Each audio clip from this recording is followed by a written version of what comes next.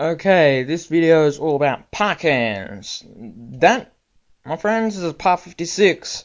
That is a par 30. If you can just sort of look at the size, just there if I lay them down. As the number suggests, well, 56 and 30.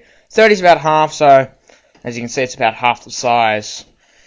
There are a giant range of park hands. This is just some of the ones I know of. There's a par 16, par 20, par 30, which is there, par 36, which is a pin spot. There's a par 38, there's a par 46, there's a par 56, which is this, and there's a par 64.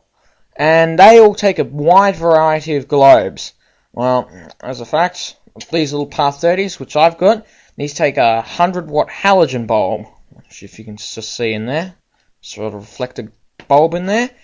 And this motherfucker, this big sucker here, well, it's at the moment it's got a gel in it, which I'll talk about later in another video. But this can either take a 500-watt bulb, incandescent light bulb, or at the moment what I've got loaded is a 300-watt incandescent bulb.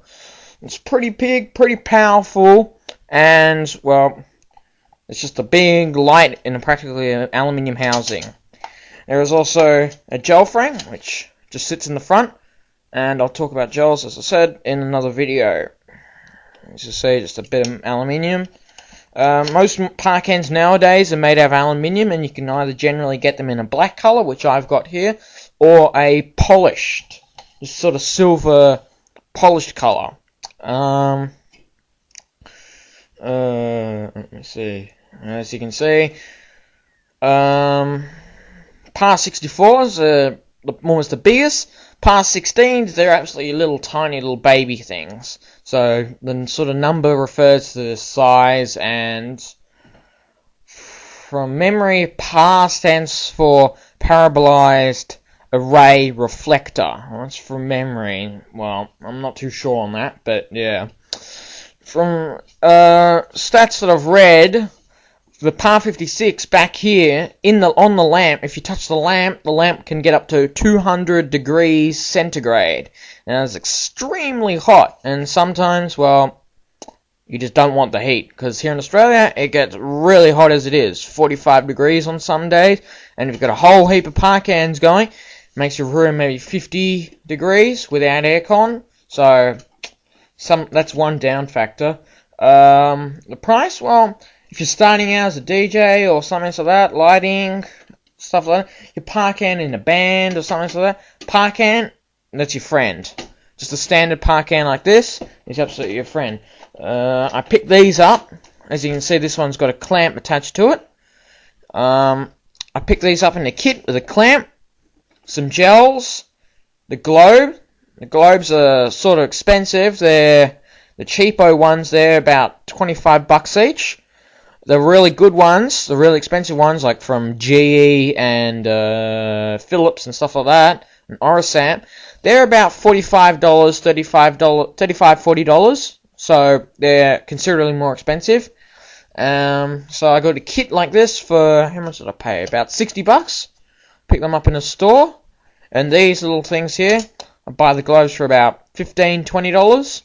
And the really good thing is, because this is the par 30, that's a halogen bulb. This has got an incandescent bulb. Halogen produces about, I think it's 20 or 30% brighter than incandescent.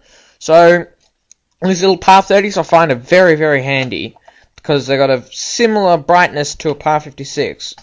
Bit dimmer, but sort of similar, but for half the size. So they're pretty handy.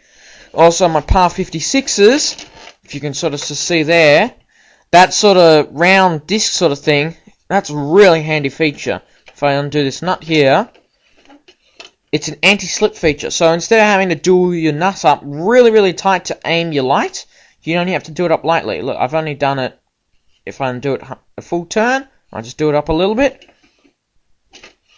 If I hold my lamp now like that, it won't move. So I don't have to even strain. I'm just doing it with my one finger. I'll do it with my one finger. I'll just do it up. Hold it. Try shake it. Still nice and firm and secure. That's one really good feature. And also on the back here, this is a glow turner.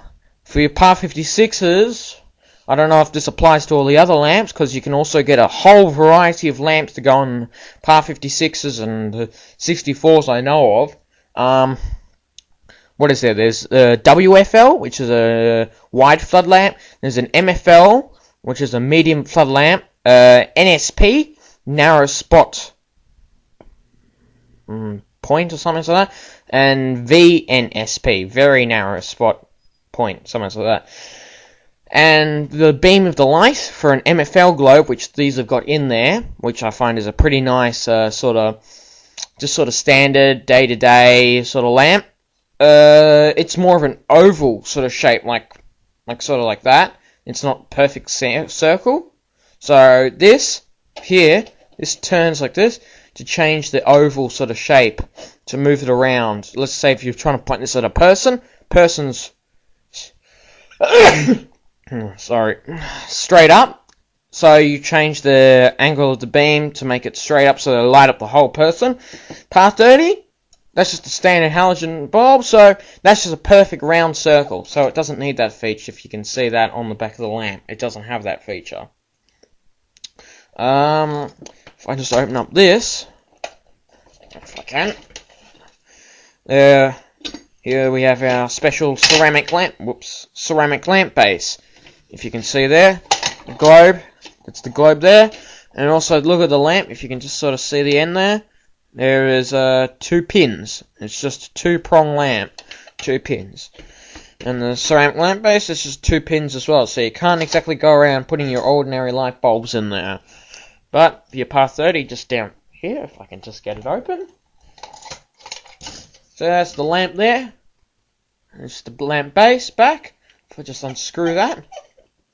That's just got a standard, what we know as an E27 lamp base, which you can buy just like the regular house bulbs that you can just buy in like any random shop for about $1 each. You can put those in there, but it's not as good as this.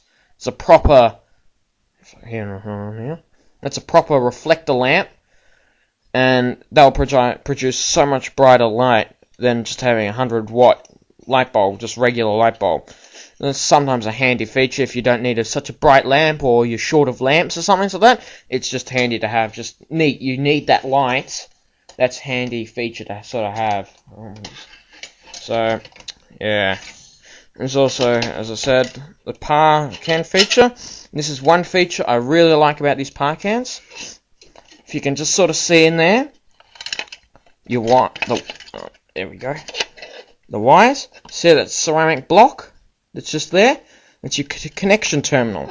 Some lights, there's a lead out here that just comes in, just goes straight in the back of the ceramic lamp base. Well, ceramic lamp bases, well, they can sometimes break and smash.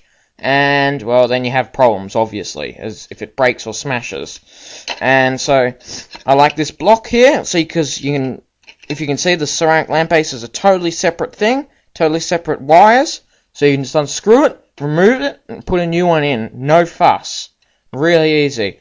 But if it was hardwired, straight, no ceramic lamp base, straight into this, that'd be a pain in the ass to try fix.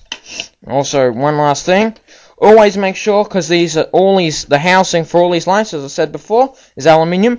Make sure, if you can see in there's a little wire that's attached to the exterior of the light. That's your earth cable. Make sure your earth is always in good condition, because if there's something goes wrong in your light or something, your earth saves you. Okay? Makes you stop being the earth. So there's the earth pin there. Make sure that you always have that, and that's always in good condition, and that's always attached to the exterior of the light. Otherwise you could get zapped. Otherwise the casing could become live, and, well, no one wants that. Okay then, that's the Par cans for you. Practice and enjoy.